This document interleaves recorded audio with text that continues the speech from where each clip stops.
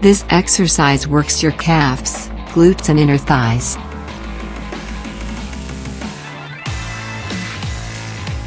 Start in the squat position with your hands on your hips and your feet a little wider than shoulder width apart.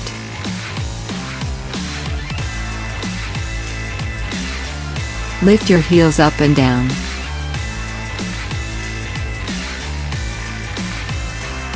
Don't lean your body forward.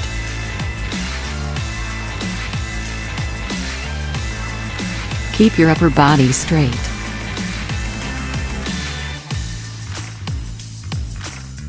Engage your core.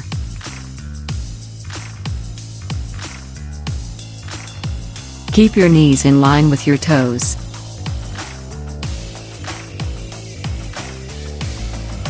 Exhale when you lift your heels, and inhale when you lower them.